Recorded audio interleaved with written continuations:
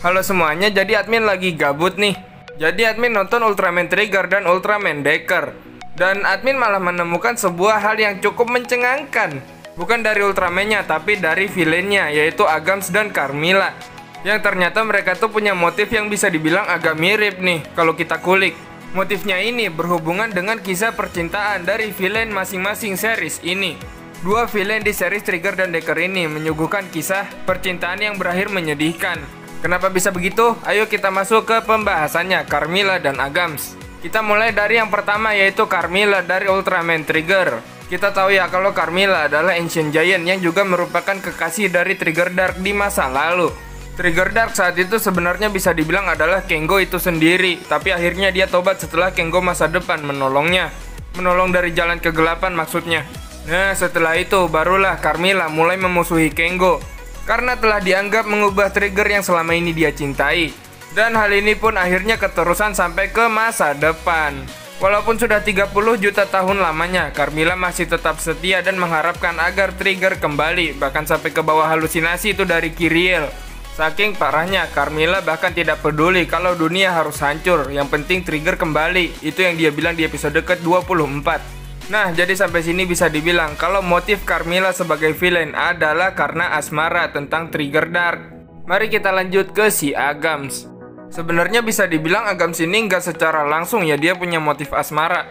Kita tahu kalau Agams berasal dari masa depan, membawa Sophia ke masa lalu dengan maksud menghancurkan bumi. Ya, walaupun pada akhirnya Agams tidak akan mengubah masa depan tempat asalnya.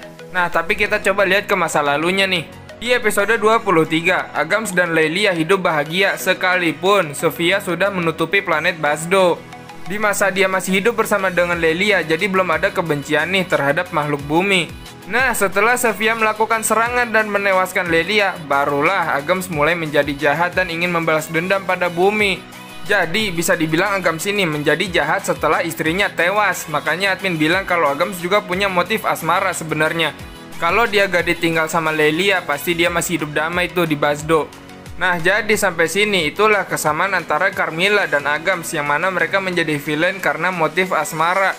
Ya, jadi Ultraman Trigger dan Decker harus berhadapan dengan villain yang seperti itu. Tapi dibalik kesamaan itu semua, admin lebih suka Agams sebenarnya. Admin lebih suka Agams karena motifnya lebih masuk akal aja gitu. Selain balas dendam karena istrinya tewas karena Sophia, dia juga benci terhadap makhluk bumi yang dianggap menjadi alasan planet Basdo ikut kena serang. Jadi lebih bisa diterima lah. Kalau Carmilla, ini beda lagi. Kalau diibaratkan, Carmilla itu adalah cewek yang kehilangan pasangannya, terus marah-marah gak jelas di depan banyak orang. Nah, itu. Masalahnya yang dia incar adalah Kengo yang padahal dia adalah Trigger yang selama ini dia cari, ya harusnya mah.